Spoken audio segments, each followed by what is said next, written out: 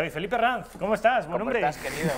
Por ¿Cómo te fin, encuentras? por fin. Bueno, pues a juzgar por lo que me dicen las mujeres, bastante bien. Pero, ¿Sí? ¿Te dicen eso? pero tampoco quiero que se me suba mucho a la cabeza. Ya te veo con ojos de la amistad, ¿eh? Bueno, la amistad y el amor fraterno. Bueno, entonces me parece fantástico. David Felipe Ranz, por fin he conseguido Por fin. traérmelo, porque lleva dándome largas desde hace varios meses y ya era hora de que vinieras. No me da la vida, no me da la vida, querido. Bueno, ya saben ustedes que David Felipe Ranz es periodista, es profesor de periodismo, Ahí estamos. es comunicador, es premio que ha recibido Antena de Plata, iba a decir, sí, de bronce no, Antena de Tenía que Plata. haber sido de oro, pero Bueno, la de plata está bien, está bien. Te iba a decir, no me- además que la has recibido recientemente, hace muy poquito, por tu programa El Marcapáginas. De manera que lo primero es darte la enhorabuena. Muchas gracias. Porque es un programa, como hay pocos, no es una frase hecha. Es que no sé si hay pocos o no hay ninguno. Pues ya pocos, queda el ojo crítico en Radio Nacional y me parece que ya no más. Es un programa que tiene mucho que ver con, que ha sido premiado, como digo, y que tiene mucho que ver con lo que hacemos David y yo aquí en esta sección Que hay que suya. explicarles que hemos cambiado porque los lunes me coinciden las clases en este cuatrimestre y entonces no me da tiempo a venir. Porque venía yo con la lengua fuera, entonces los martes mejor. Pues ahora va a tener un poquito más de tiempo, vamos a estar media horita para hablar sobre libros. Aparte de todo eso que hace David, él también le da tiempo a escribir su columnita semanal en el Norte de Castilla, periódico decano de la prensa española. Es el más antiguo ahí. Creo que es el Faro de Vigo, ¿eh? ¿Tú crees? Creo que es el Faro de Vigo. Está El Norte de aquí, Castilla es, por supuesto, centenario. Pero creo que el ABC también, quedan muy poquitos que tengan más de 100 años, pero creo que el Faro de Vigo es el más antiguo que queda en nuestro país, pero el Norte de Castilla, que duda cabe, además con esa tipografía germánica que aún conserva, qué bonita es. Bueno, pues él escribe y también lee mucho, lee de manera compulsiva. Ayer hasta las 3 de la mañana, no puede ser esto, no puede ser esto, Y esta mala vida. Eso también me pasa a mí de acostarme, o sea, leer, se me pasan las horas volando, leyendo, aunque te confieso que desde que tenemos esta maldita maquinita y las redes sociales, leo menos ¿Sí? de lo que leía. ¿Tú cómo lo haces para aislarte? Yo leo más. ¿Tú lees más? O sea, leo más noticias y redes sociales, Sí, yo pero las menos leo, libros. Es que a mí el papel me atrae mucho. Tú te acuestas a las 3 de la mañana leyendo y ¿a qué hora te levantas? Porque te levantarás cansado. A las 8 y algo, 8 y cuarto, 8 y... Sí, duermo poco, la verdad es que... Pues malamente. Bueno, el y caso es que... me está viendo mi madre que me va a reñir luego, mamá. ¿Cómo se llama? Un beso, se llama Feli. Feli, No, un saludo. bueno. ¿Vive en Pucela? Vive en Valladolid, sí. Qué bonita ciudad. ciudad. Me está viendo Qué ahora. maravilla. Pues un saludo, Feli. Te voy a dormir más, te lo prometo. te lo prometo. Te va a llamar y te va a dar una charla ahora. No, me la da todos los días. Bueno, vamos a hablar, como les decía antes, de libros, pero además con una excusa perfecta, que Dios quiera que no la hubiéramos tenido esa excusa, porque se trata de que ha muerto Bernardo Bertolucci. Ha fallecido ayer Bernardo Bertolucci, que es un cineasta, yo diría, de la pasión humana, de los conflictos emocionales, de las relaciones interraciales, un cineasta del amor, un cineasta de los conflictos del amor, de personajes con vidas muy vividas al límite, muy aventureras, vidas muy sutiles de sentimientos, de trenzados muy complejos de relaciones, y era un gran lector. Y yo le quería hacer un homenaje a Bernardo Bertolucci trayendo una serie de libros que a él le apasionaron, como las historias que cuenta, y que en esa inteligencia suya y en esa sensibilidad que tuvo el director y autor de Novecento, el autor del Cielo Protector, de tantas películas maravillosas, Belleza Robada, con Liv Tyler, tenía su biblioteca, tenía sus favoritos y afrontó adaptaciones literarias muy sugerentes que a los telespectadores de tu programa les va a encantar, les va a sorprender. Vamos a empezar, Raquel. El orden de los libros va a ser el orden de las piezas audiovisuales que nos ha seleccionado David. Y ya me contarás el doble de Dostoyevsky, ¿qué tiene que ver con Bertolucci? El doble de Dostoyevsky es... ¿Cuántos años tiene? Pues, el doble es de 1846. Un siglo y medio, fíjese. Y vamos a ponerlo aquí que se pueda ver ahí. Sí, aquí la 3 la una va de esas cubiertas de Alianza Editorial. Y he elegido esta edición porque el doble cuenta la historia de un funcionario, de un tipo que, fíjate qué mensaje tan interesante tiene Dostoyevski, año 1846, que para poder medrar, para poder crecer en la sociedad burócrata, tiene que desdoblarse, tiene que construir una personalidad en paralelo que no se corresponde con sus códigos éticos. Es decir, el tipo, que se llama Yakov Petrovich Goliathkin, es un humillado, muy dostoyevskiano, muy ruso. Es un hombre que tiene un superior, que es un tipo muy vertical, de ordeno y mando, con una estructura oficinista muy típica, y nuestro héroe tiene que practicar una serie de cosas que él en circunstancias normales no haría. No hubiera tolerado. Y tú te acuerdas de una película que es El Club de la Lucha. El Club de la Lucha es un tipo que desarrolla dos personalidades, una agresiva y otra, pues, un individuo más pacato, ¿no? Es el dilema entre las dos personalidades. Y Bertolucci se quedó fascinado por esta historia de Dostoyevski. Y fíjate, de las primeras películas que él dirige, Partner, que es el socio, el socio es un poco como el amigo, es del año 68, y es un chico que desarrolla esa doble personalidad para poder vivir en una sociedad muy agresiva, muy competitiva, y llega a ser esa personalidad tan sólida que convive con ella a diario. Es decir, casi podríamos decir que es como una bipolaridad, es un fenómeno. De todas maneras, fíjate, yo creo que Dostoyevski en esta novela del doble explica muchísimos casos de conducta bipolar que estamos viendo en la sociedad actual, es decir, personas que actúan en su vida cotidiana, familiar, íntima de una manera, pero que en un ámbito competitivo y extremo se comportan de otra. Y si tú pusieras... ¿Quién no es un poco así, David? Yo ¿Quién no. es exactamente igual Yo soy igual. con su madre que con sus compañeros de trabajo? Yo soy igual, mamá, tú lo sabes. Yo soy igual. No, pero quiero decir, pero es un comportamiento muy extremo, o sea, como Ya. está muy polarizado, ¿no? Bueno, pues fíjate que llega a la patología, vamos. llega a la patología y se anticipa a Kafka, ¿no? Porque estas asociaciones de dobles, asociaciones que representan frustraciones, anhelos y vicios que él no se atreve a poner en práctica, te recuerda también una historia, yo creo que hemos hablado de Oscar Wilde, el retrato de Dorian Gray. Cuando Dorian Gray consigue que el cuadro vaya envejeciendo mientras que él permanece eternamente joven, ¿no? Todas las podredumbres, todas las fatalidades en las que él incurre van estropeando el cuadro. Bueno, pues vamos a ver ese momento de Bertolucci, año 1968, Partner, que es el socio, el otro, que se basa en el doble de Dostoyevski. Venga, vamos a ver esa pieza. Hai promesso che mi parlavi dello spettacolo. Te ne parlerò un po' per giorno. Incomincia, sarà terrificante.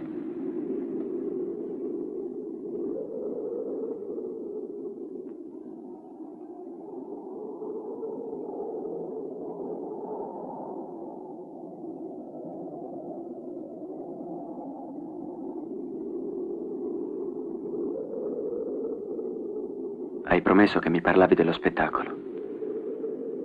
Il contrabbando della poesia. La fatuità dei moribondi. Ahí estamos viendo, David, el doble. Estamos viendo el doble. El doble lo construye el protagonista como una lucha por sobrevivir dentro del sistema. Es un método de, vamos a decir, cómo afrontar la meritocracia, cómo afrontar la superación y la vida profesional feliz, sin renunciar a elementos propios, ¿no? Y la novela de Dostoyevski parte de un almuerzo que celebra el jefe del protagonista para celebrar el cumpleaños de su hija. ¿A quién no invita? A este hombre. Entonces se agarra tal cabreo que a la vez que ocurre eso, resulta que en la oficina hay un tipo que se le parece mucho y empieza a proyectar este hombre cómo sería su vida si ocupase el lugar de ese otro tío que es el que consigue, si fuera él, que es el que consigue ir trepando, es el medrador dentro de la oficina y consigue esos objetivos que él se había propuesto. Y entonces esa lucha que tiene está muy bien reflejada en la película del doble de David, Bertolucci, ¿cómo de culto y de intelectual ha debido ser para nutrirse de estas obras? No todos los directores de cine son así. O sea, Los grandes suelen ser unos voraces lectores de gran literatura. Sí, sí. Cuando tú tienes un gran cineasta, desde Kurosawa a John Huston, a José Luis García, a García Berlanga, sus bibliotecas son inmensas. O sea, Jean-Jacques Annaud, que hablaremos del Nombre de la Rosa próximamente, son bibliotecas inmensas, son voraces lectores. Y aprovechando de tu condición de periodista y de profesor de periodismo, obviamente, por una cuestión básicamente cronológica, los cineastas se han nutrido de esto, de lo que llamamos una novela, que es una sucesión de páginas, una historia contada en una sucesión de páginas. Pero se está dando, o lleva ya algunas décadas, pregunto, dándose el proceso inverso, es decir, que los novelistas escriban como son las películas. Efectivamente, de hecho, o sea, no solamente eso. Con la tensión cinematográfica. No solamente eso. A ver. Los grandes sellos, no vamos a hacer aquí marca de ninguno, ni publicidad, pero los grandes sellos, yo lo sé por amigos míos, y lo sé porque he visto los contratos. Sellos editoriales, ¿te refieres? Sellos editoriales, ya tienen una cláusula donde incluso te dicen, hagas este libro de forma propicia para su inmediata adaptación cinematográfica. No me digas. Sí, señor. Dentro de la construcción del bestseller está la posibilidad, de hecho, cuando hay un bombazo de taquilla en España, que mire usted qué raro eso, pero cuando hay un bombazo de taquilla de cine español, te das cuenta, Rafa, de que a los 6 meses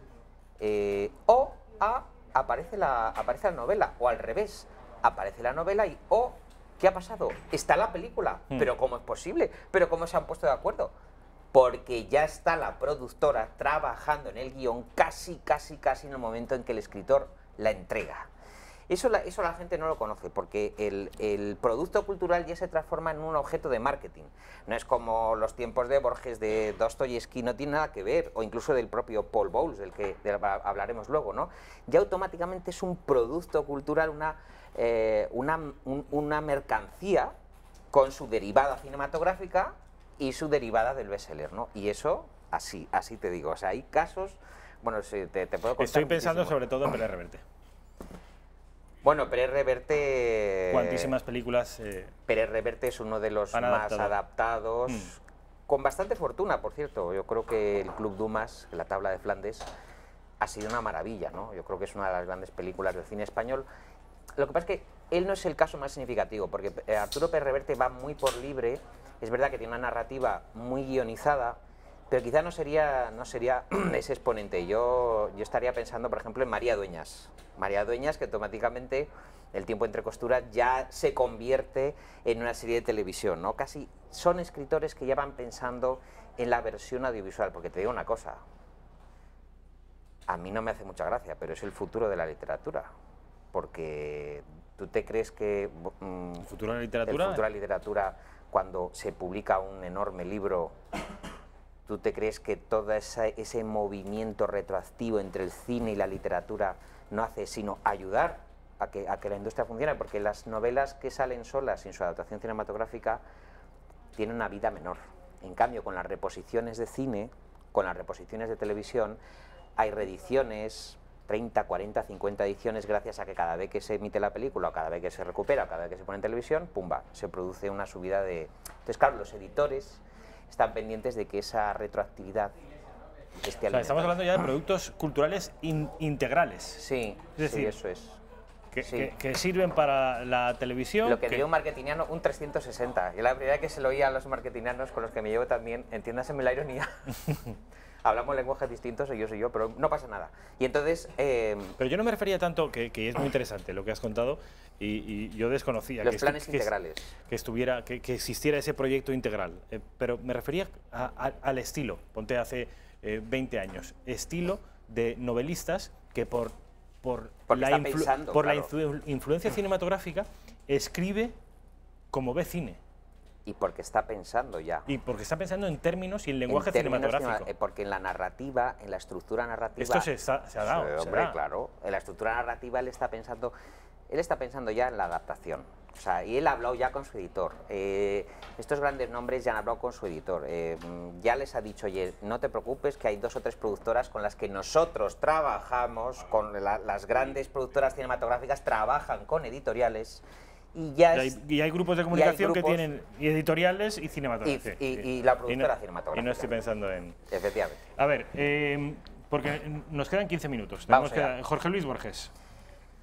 Bueno, esto va a sorprender mucho a la audiencia, porque ¿quién iba a pensar que Bernardo Bertolucci era un fan de Borges? Resulta que una película del año 1970, que es La estrategia de la araña, que es una trama criminal, es un joven que trata de averiguar el asesinato de su padre. Bueno, pues resulta que este largometraje se basa en un cuentecito de Borges que se llama El tema del traidor y del héroe, que Borges incluyó en un volumen que se llama Ficciones, que es de 1944, y que bajo el epígrafe de artificios dentro de ficciones apareció en la revista Sur. Bueno, pues es un argumento que Borges dice, el propio Borges, que imaginó una de sus frasecitas bajo el notorio influjo de Chesterton y del consejero áulico Leibniz.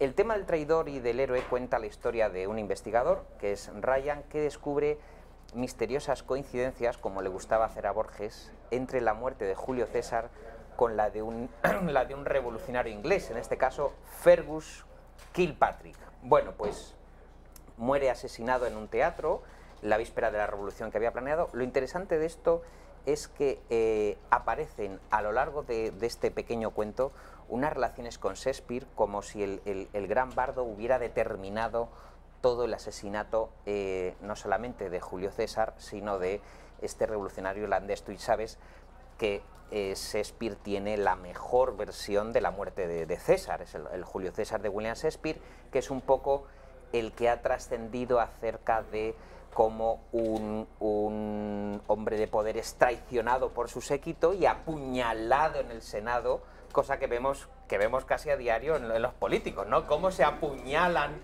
afortunadamente, simbólicamente, sí, de una manera metafórica. De una manera metafórica, pero Shakespeare recoge la muerte de Julio César con ese enfrentamiento que hubo entre Bruto y Marco Antonio, que dio lugar a la guerra civil del Imperio Romano. Bueno, pues vamos a ver La estrategia de la araña de Bernardo Bertolucci y ese joven investigador que va siguiendo los pasos del asesino de su padre, que por cierto es algo que es muy frecuente. El otro día me encontré con un amigo periodista y me dijo: yo he estado investigando el asesinato de mi padre porque la justicia no funcionaba bien y dio con el culpable. Bueno, te traeré la exclusiva un día. Bueno, o que venga él y te lo cuente. Bueno, me encantaría.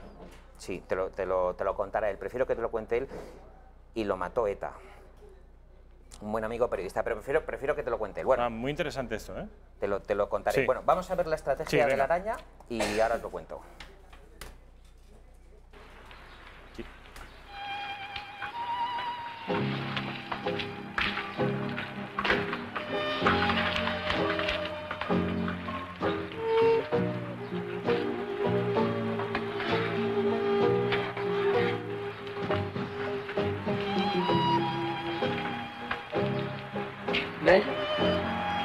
Detto così il Signore ti berlo tutto.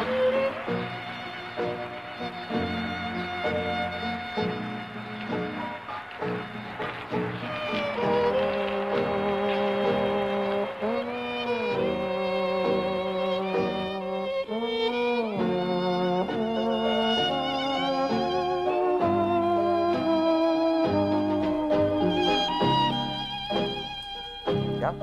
Bueno, pues la trama de Borges habla de cómo James Alexander Nolan había traducido al gaélico los dramas principales de William Shakespeare, ¿no? Y un artículo de Suiza, es decir, todo ese ambiente intelectual influye en la trama de este pequeño relato y Nolan descubre que el traidor que buscaban era el mismo Kilpatrick, para no perjudicar a la revolución. Es decir, la conexión entre la antigua Roma y la Irlanda de este Kilpatrick, para Borges, ya sabes que para Borges todo estaba conectado, ¿no? Todo tiene razón. ¿No te ha pasado muchas veces que de repente tienes un concepto, un autor, una noticia en la cabeza y de pronto al día siguiente o a las 2 horas, ¡pumba!, alguien te habla de esa persona? Pues esa es la teoría de Borges en este relato de ficciones. Yo recomiendo la versión de Biblioteca Ayacucho, que es la canónica, ¿no? Es un libro que es difícil de encontrar ya, pero que es una joya porque es la más interesante, ¿no? Biblioteca Ayacucho, seguro que en Amazon y en tiendas de segunda mano se puede encontrar. Ahí estamos. Nos queda muy poquito tiempo. ¿Cuál de los dos prefieres que El cielo protector. El cielo protector, Paul Bowles. Os traigo, por favor, esta sí que hay que escucharlo. Alfaguara. Esta es una edición de Alfaguara, El cielo protector de Paul Bowles.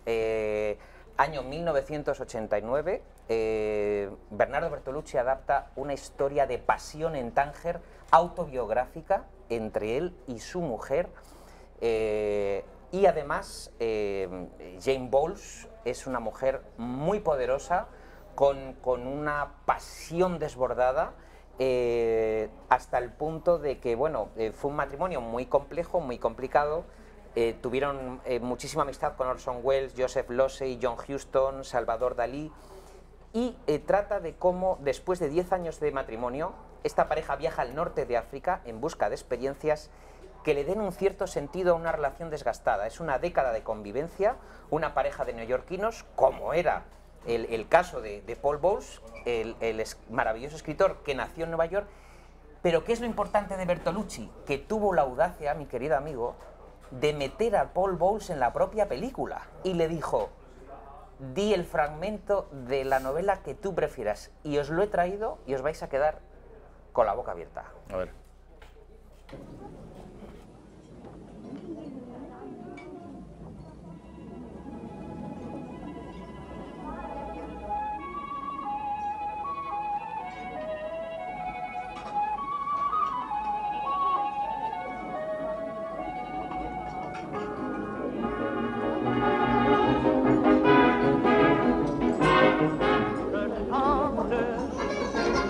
Soir et matin, je chante sur mon chemin.